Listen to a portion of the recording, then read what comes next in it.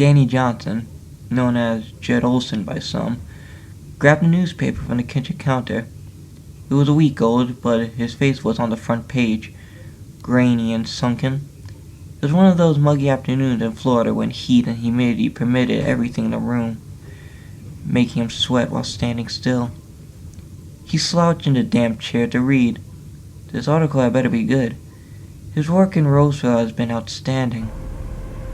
The Ghostface disappears June 18th, 1993. At first glance, Jed Olson was a modest and enthusiastic freelancer with experience in a variety of small newspapers.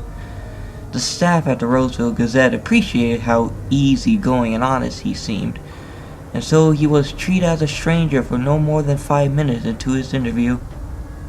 Jed quickly spotted the editor-in-chief in the room, gave him a wide smile and a firm handshake, and talked about good old American values, and that was it. He was in. Ex-contributor at the Roseville Gazette. Olson never justified his erratic career path, which zigzagged between several small towns from Utah to Pennsylvania. There was no verification of his previous jobs. He had a decent portfolio, plus a good attitude, and they needed a contributor right away. The Roseville Murders. Olson had been working at the newspaper for 5 months when the Roseville murders began. Victims from young to old stabbed to death in their homes. From the reports, the victims seemed chosen at random, yet the killer knew his way around the house. The multiple stab wounds indicate a personal motive. No traces of DNA were found. The local police were confounded. The murders were carried with fury akin to a crime of passion, yet coldly premeditated. The murderer also liked to stalk his targets. 2 victims had reported being followed on their way home by a dark figure a few days prior to their deaths. The killer would follow them from Walleyes, a small bar in northern Roseville, and snap pictures of them at home while looking for a way in. He could watch the same victim for weeks, meticulously registering their habits and routines. When he felt the urge to kill, he visited the most vulnerable victim on his list and break inside the house quietly. The whole staff worked on the Roseville murder story. Olson was often sent to interview the family of victims and relay official statements from the police. Unknown to everyone at the time, his involvement added to the final body count. The Ghostface.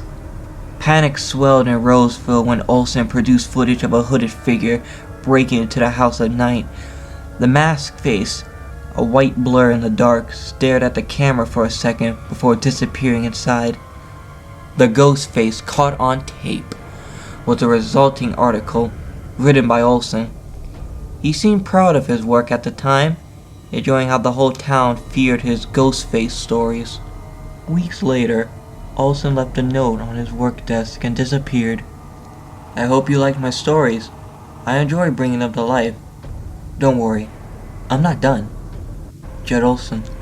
The Roseville law enforcement still refuses to comment as Jed Olson remains at large. Danny smiled, ripping out the article from the newspaper. When the investigation had been pointing to him, he packed his bags and left Roseville swiftly. He got up, the clammy sea pulling his skin. An oppressive humidity engulfed him as he entered the bedroom. Condensation dribbled on a small, misted-up window as bits of cracked wallpaper hung limply. Its floral pattern was covered with gruesome photos and newspaper headlines. Danny pinned the week-old article on top of a picture lacerated scalps. A faint pang of hunger hit him, and he wondered when he had eaten last. Was it this morning, while washing his knife and clothes? Or was it last night, after following that girl down the street? He couldn't remember clearly. Taking a step back, he admired his work on the wall. His mind drifted, remembering all the articles he'd written, the stories he planned, and the scenes he'd brought to life. A shiver ran through him. A chilling breeze transformed the bedroom humidity into an opaque, freezing fog. A woman shrieked. Dead leaves crunched under his feet. He smiled in anticipation. The Ghostface is a creepy killer, able to stalk his victims and sneak up silently using his power, Night Shroud. Affected survivors will find themselves vulnerable and oblivious to his presence and must use all of their perception and awareness to protect themselves from his approach. His personal perks, I'm All Ears, Thrilling Tremors, and Fugitive Chase give him the ability to locate survivors, defend generators, and make his chase unpredictable. Danny Johnson may seem like a cool, collected person, but under the Ghostface mask, he is a fragile man. Don't believe me? Hear for yourself. Horror stories. They fascinated Danny since he was a kid. His father told the best horror stories, and those stories always gave him what no other story could: a greater appreciation for his life. The vivid words, the creepy sounds, the perfectly designed dramatic pauses that made him suddenly conscious of the pounding heartbeat in his ears, wanting the story to continue and stop at the same time. Uncomfortable, unsettled, yet captivated. And then, the climax, and the rush of adrenaline that followed. But the adrenaline wasn't what he enjoyed the most. No, it was something else. He wasn't sure what it was. He didn't want to save the world, or win the Olympics, or travel to a foreign country to see something new and exotic. He just wanted the horror to end. He wanted his life back. The scarier the story, the more he appreciated his life. And to know that his father's stories were true doubled that feeling, doubled the spell the story had on him. The truth of those stories made them far more potent than those dark fantasies that came from the imagination. His father's stories were real, and that made them scarier. Much scarier. His father wanted him to design stories just like he did, follow his path, hunt and murder human beings in the shadows. And he did. Just not in the way his father had intended. And now, Danny designs better stories. Much better stories. Better because of the setting. Because they could happen anywhere, unlike his father's stories, which took place in what experts called abnormal circumstances, where scary and gruesome stories were expected. His settings made the horror all the more unique, all the more unexpected. And now as Danny sits on his couch in his air-conditioned studio apartment, he feels the sudden need to design another story. And so he reaches for a yellow legal pad sitting on a coffee table and sifts through the contents, searching for potential victims. Danny goes through the legal pad searching for the perfect profile for his next design.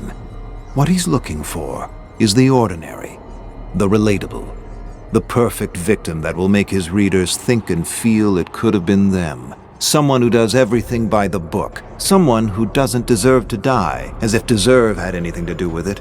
He rips out pages. All the candidates with criminal records are those who are too loud in the community. He can't have his readers confused with hate, revenge, jealousy, or gang violence. There can be no hiding place for the reader. They need to identify with the victim. They need to be able to see themselves in the story, or it fails. It just doesn't work. And as he searches for his one-size-fits-all profile, his fingers fumble over a name. John Michaels. A person with two first names. How fantastic. He glances over his surveillance notes. 9 to 5, award-winning teacher, single, townhouse with a white picket fence. Doesn't really deserve to die. Perfect. John Michaels. A perfect name for the next chapter in his book. Every John and Michael will consciously or unconsciously be drawn to the headline. The name itself will attract a sizable audience, and the story will grip them in the talons of fear, only to release them at the very end. Horror heaped on horror until at the end they're begging for release, begging for their lives back. He laughs to himself as he watches John exit the community college where he teaches anthropology. He took a class in anthropology once, and he remembers the heated debates with his teacher who tried to make him believe in this ridiculous theory of the Homo sapiens, that humanity was an intrinsically curious and intelligent species that evolved toward peace and prosperity with its many civilizations and achievements. Danny argued the opposite. He argued humans were intrinsic killers, killers that evolved to enslave, acquire, destroy, and eventually self-destruct. That the achievements and the civilizations were tools for blood, that the mask of civilization was a facade, a farce, an elaborate design to hide the true face of humanity, the bloody face of horror, as he often liked to call it. The bloody face of horror always found a way to break through the mask. Always. The more we contained and hid the truth, the stronger and more creative it got in breaking free, as if it had a life of its own, a need of its own. They were fun debates. His teacher cited the golden age of prosperity at the turn of the century, and Danny countered with World War I. His teacher talked about the advent of electricity, and Danny talked about the electric chair and the electrocution of an elephant at a festival. His teacher raved about tractors and the Green Revolution, and he raved about tanks and Agent Orange. His teacher pointed to the airplane and all the great opportunities flight brought humanity, and Danny pointed to the bombs. And that was the end of the argument. All that curiosity and inventiveness paid for in blood, and used to shed even more blood.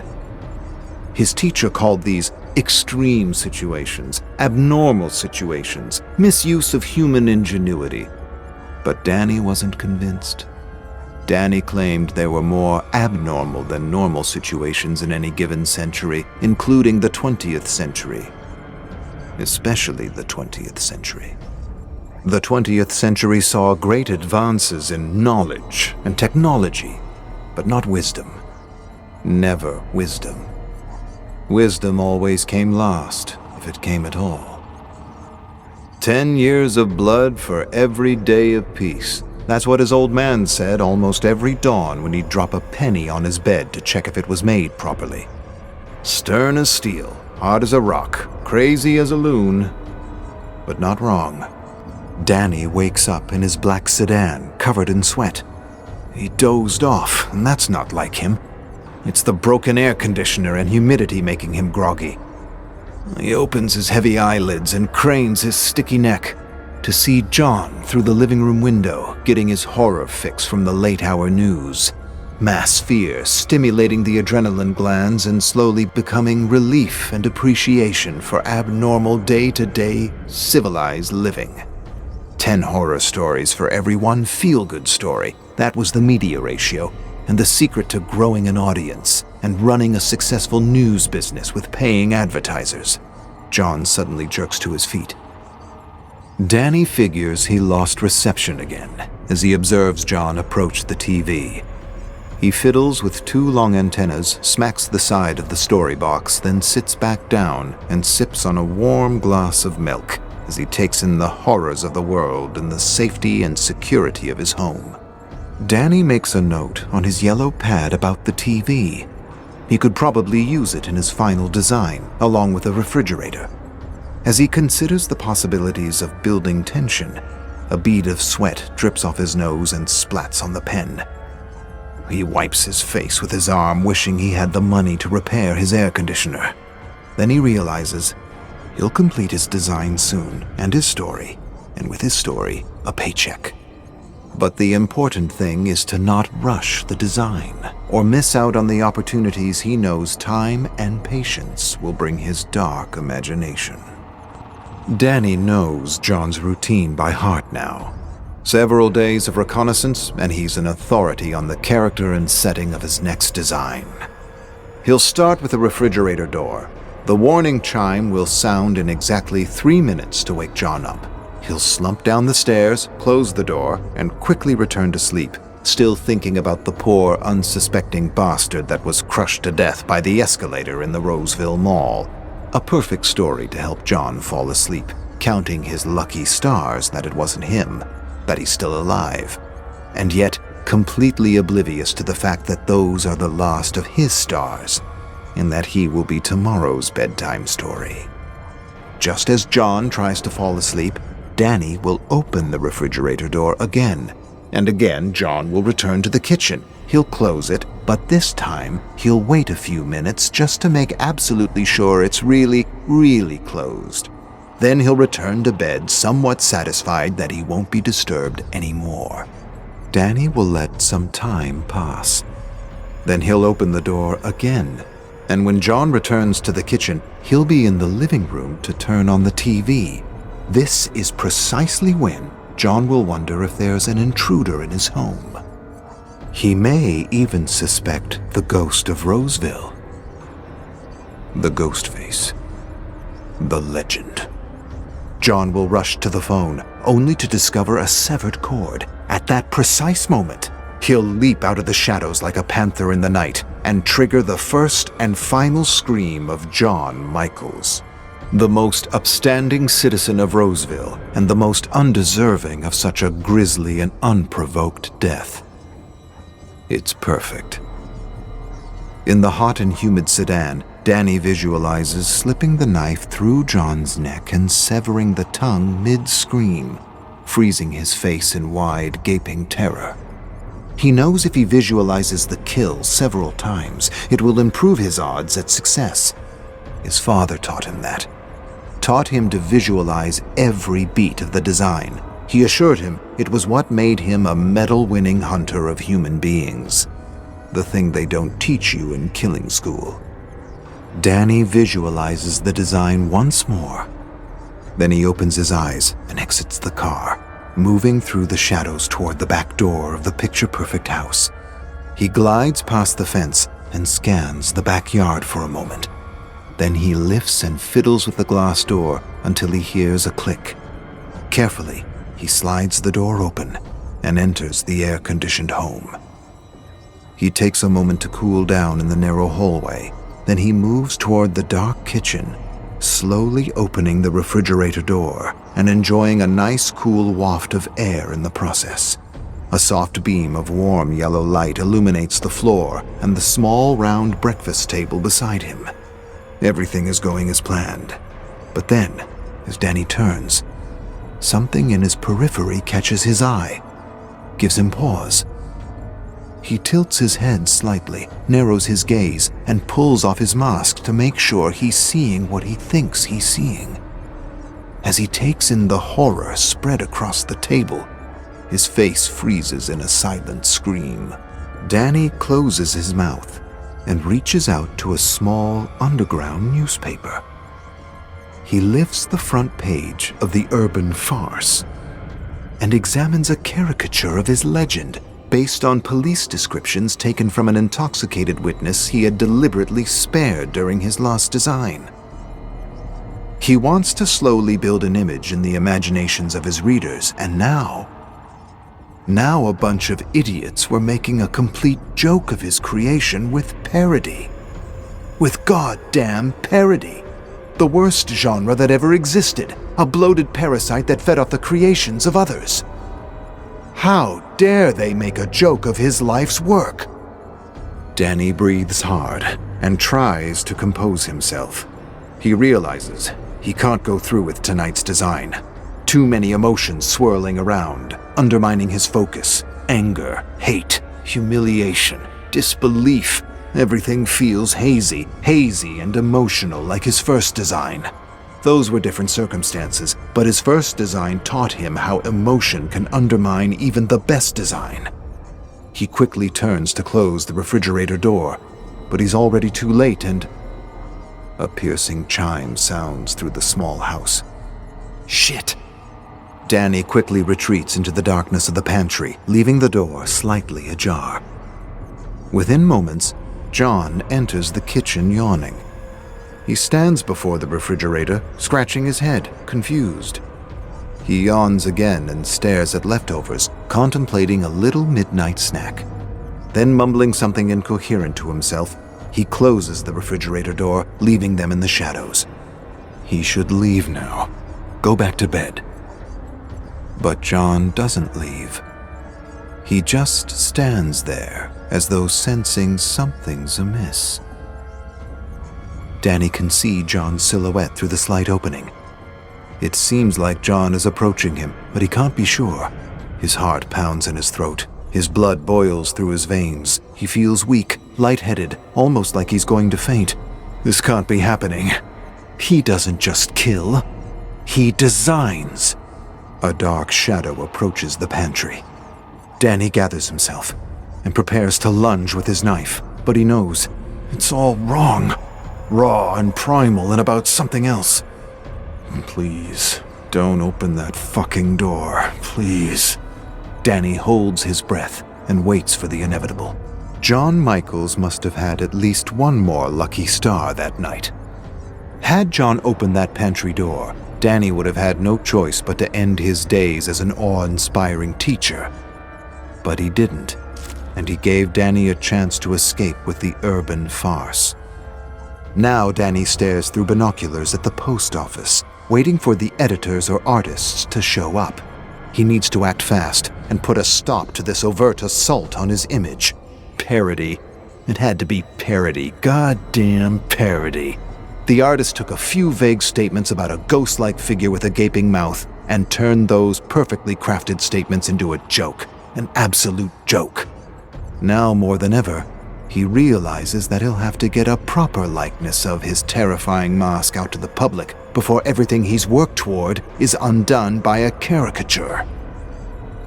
And what if this parody is all that people remember? Won't happen. I've collected them all. He turns to a massive stack of newspapers in the back seat of his car. He must have spent the entire night collecting every single copy of the urban farce from phone booths around the neighborhood. He scrunches his fist into a ball, sighs heavily. He doesn't understand the humor. There's nothing funny about what he does. He provides a kind of misunderstood therapy for those suffering from the madness of suburban living. He makes the citizens of Roseville feel good about their monotonous lives. He gives them respite and relief. He protects the mask of civilization with his mask, and they're laughing at that. Just like they laughed at his father when he returned. He grinds his teeth. Only trust fund idiots trying to be rebellious would publish this kind of shit. A person enters the post office. Danny tracks him with the binoculars to box 19. Not the publisher. He then follows another man to box 7. Him neither. And yet another man accesses box 15. He lowers the binoculars and calms his humiliated heart. He regards the newspaper one more time, letters to the editor. He scans the address again and notes the P.O. box. Then he looks up and suddenly spots a young man walking into the post office. He tracks his movement past the desk to box 13. Bingo. 10:03 p.m. Danny sits in his car watching the Three Stooges lock up the Roseville Coliseum. That's what he calls them, Stooges. All of them. Tom, Pete, and Bradley. College dropouts working for Tom's dad at the Coliseum. They'll sweep the floor, take inventory, hang out in the staff room, and work on their garbage newspaper using Dad's photocopier. Then they'll finish the night with 1 or 2 beers and a quick round of laser tag. Spoiled little shits with nothing better to do with their lives than drink and debate movies and distract their peanut brains with arcades and laser tag. But still, he's grateful for their names. Perfect names. They're the kind of names you'd expect in a blockbuster. A ridiculous story where Tom, Pete, and Bradley enter an extreme situation to kill all the baddies only to return home without a scratch. Without a goddamn scratch. Against a technologically superior enemy. Now, that would be parody if it weren't propaganda. The kind of propaganda that convinces all the Toms and Petes and Brads to sign up to kill human beings. The kind of story his dad hated because of how much he respected the actual baddies who hunted him for all those years. The true story is, Pete and Bradley don't come back home. They die horrible deaths. And Tom has to return to a suburban town that no longer accepts him because he sees right through the mask and it just doesn't fit him anymore. And because it doesn't fit anymore, they'll sweep him under the rug of civilization and try to forget him because of the truth he represents. And Tom will stare at the perfectly manicured lawns and the white picket fences and know, and always know, it's all a facade. Danny watches the laughing, intoxicated Three Stooges enter the staff room. Go ahead, laugh. You'll soon realize what happens when you cross lines that shouldn't be crossed. Danny feels acid rising up his throat. He tells himself he will soon have the last laugh. The challenge of this design is to overcome his bubbling rage, and he feels he's almost ready. He just has to go through the Colosseum and search for the most ideal place for the perfect scream. For now, he's leaning toward the staff room, but he knows that might change once he's actually walked the space. 10:04 p.m. Tom, Pete, and Bradley lock up a minute later than usual. Danny stands in the shadows away from the bright streetlights, observing them through a glass door. When they disappear into the staff room, he puts on his beloved bone-white mask and prepares for his first walkthrough of the setting. He'll walk through the Colosseum at least 2 more times before he finalizes the design, allowing his ideas to work themselves out. Time to incubate is the secret to any great design. And it's the phase he knows not to rush. It's the most important phase. Everything else is just execution. Danny laughs at his pun as he glides through the darkness toward the exit door. How often did he have issues with his design, only to be struck by inspiration in the middle of the night? He knows now that if he has any creative blocks, he just has to sleep on it. There's something about sleep that polishes every design. Now Danny opens the exit door, which he tinkered with earlier in the day. Stealthily, he enters the arcade, gliding past the small concessions booth toward the growing sound of a debate. He hides near the staff room, where he hears the loud and obnoxious Stooges argue over horror movies and killers. Danny suddenly feels the blood rushing up his neck as they get everything wrong. Idiots poking fun at something they don't understand, or at best, think they understand. Idiots criticizing some of the greatest designs and spewing vitriol about how they could have done better, so much better. Tom even suggests that they should work together to create a design of their own. Give Roseville something to be really scared of. Danny clenches a fist and wants to rush inside the staff room and rip their heads off. He takes a moment to calm himself. In a week or so, he'll have his moment with these arrogant idiots. The intellectual masturbation of those who shout from the sidelines and wonder what it's like to actually step into the ring. They exist in every creative field. He knows that, and laughs at himself for actually letting them get in his head. He'd actually love to see the Stooges attempt their own design. They would fumble and fuck up every beat right up to the very climax. He almost wants to spare them just to see what they'd end up doing. Almost. Danny regards his watch. 1 minute more. He counts the seconds as they complain and spew hot air about the perfect design and how they alone could execute it. The boasting and bravado fades, and is quickly replaced with rock and roll blasting on the Colosseum speakers. With quick steps, Danny retreats behind a beeping arcade as the idiots spill out of the staff room and enter the laser tag arena for a quick fix of adrenaline. He quietly steps out of the shadows and counts 10 paces to the staff room. He has exactly 22 minutes before their game ends. He opens the door and enters the tiny room, but unexpectedly gags when he's hit with the foul stench of stale beer, rancid coffee, and twisted cigarette butts in dirty ashtrays. He turns to his side slightly, and his eyes suddenly go wide beneath the mask. What the fuck? His heart thunders in his ears as he stares at a yellowing wall covered with caricatures of his favorite killers throughout history. His face tenses. He grinds his molars and tries to suppress the thing beneath the mask. He needs to take a moment, compose himself, and walk away. Don't look at it. Just don't look at it. But he can't help himself. You don't laugh at legends. He reaches out and touches a caricature of the one they called the Miner. You don't laugh at legends. His mouth gapes open, his lips tremble. He hasn't felt like this in years. You don't laugh at legends. He tries to turn away, but his feet are blocks of cement. He feels prickles all over his body as blood courses violently through his veins, and something contained begins to stir.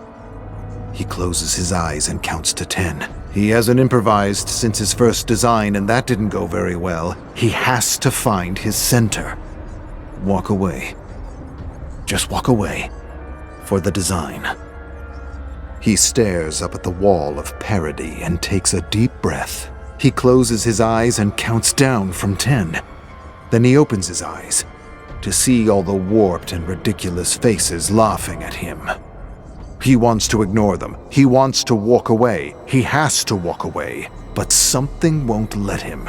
And before he realizes what's happening, the thing contained breaks free. He clenches his fist and smashes it against the wall. Fuck the design. The last 10 minutes are a blur. Everything happened in a flash of emotion. He remembers moments, brief moments.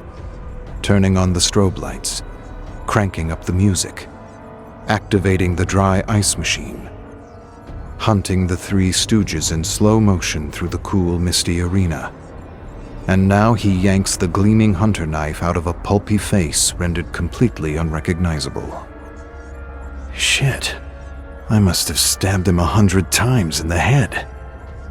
Danny narrows his gaze on the face, but the strobe light plays tricks on him, makes the face look like his past victims, the faces changing with every blink of light. He shakes his head and stares hard at the face. This is Tom. No, can't be. Tom he stabbed in the legs. He's still alive, groveling about like a worm somewhere. What about Pete? No, can't be Pete. He's pretty sure he decapitated Pete. It's not what he intended, but shit happens. He pushed the knife a little too hard, cut a little too deep, a little too fiercely. Well, if it isn't Pete and it isn't Tom, it must be Bradley. Good old Bradley. He's confronted with a sudden image of Bradley screaming as he silences him with a blade through the mouth. He nods and sighs. Yeah, it's Bradley. Definitely Bradley. He stares at the mangled face for a long moment. It's not as bad as he thought it would be. A little messy, but he can find a way to make this work. The last time he improvised a design was with his dad. Bless his soul. He deserved a better design, a much better execution. But he hadn't realized how much he had bottled up inside.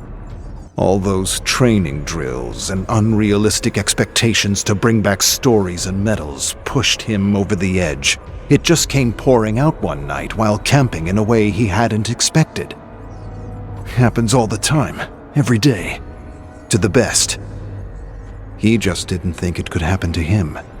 And here it is, happening again. The music stops for a moment to reveal someone sobbing and screaming for help. Tom. Danny marches through flashing light and dark, following a trail of warm blood through the maze. Soon the blood leads him to a young man, dragging himself across the cement ground, desperately inching toward an exit door. Danny approaches him menacingly. He kneels before him, and stares at him. Despite the air conditioning, he feels sweat drip down his face into the gathering pool of blood. And as he watches the sweat drip off his face, he realizes he isn't wearing his mask. He touches his warm, bloody face and vaguely remembers removing the mask in the staff room after he ripped down every last caricature. That's because the Ghostface has nothing to do with this.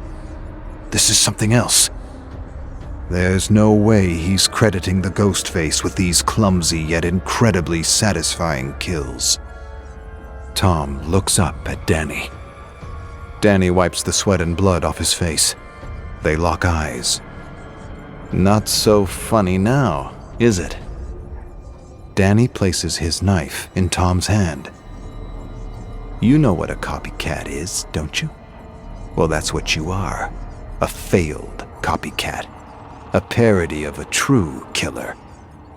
Tom tries to attack Danny with the knife. Easy there, Tom. You might hurt yourself. Tom's arm falls and splatters in blood, the knife dangling from the fingertips. He struggles to wrap his wet fingers around the hilt and attacks with the knife, hitting air over and over again. Danny laughs. Politicians will use your story to campaign against beer, rock and roll, and horror movies. That's the current angle I'm considering. You like that angle, Tom? Tom gasps and struggles to say something without success. Danny inches closer. He lowers his voice to a cruel whisper and suggests a potential headline for his next article. Ghost Copycat. Tragedy hits Roseville Coliseum. Employee stabs 2 of his colleagues to death before suffering a lethal injury. Danny considers, then offers an alternative version. Joke taken too far. Tragedy hits Roseville Coliseum. 3 employees die in a prank gone horribly wrong after a night of drinking, rock and roll, and horror movies. Danny tilts his head slightly. He considers both versions of the story. The drinking, rock and roll, and horror movies offer a comfortable scapegoat. It gives readers something to point to, something to blame, a place to hide. And he isn't sure he wants to give his readers a place to hide with this one. He leans closer to Tom. What do you think? Copycat or bad joke? Tom murmurs something incoherent. Danny smiles. Sorry, I didn't really get that. You're gonna have to speak up, buddy. Take a deep breath. Enunciate. Come on, you're so full of fucking opinions. I'm sure you have an opinion on how you'd like to be remembered. Tom writhes desperately and manages to issue one last gasping scream before dying. Danny sighs and closes his eyes against the blinking light. He still isn't sure which angle to take, and it doesn't really matter anyway. Either version will do its job and scare the good citizens of Roseville into fastening the mask a little tighter before bed, while they count their lucky stars and appreciate their ridiculously insane suburban lives.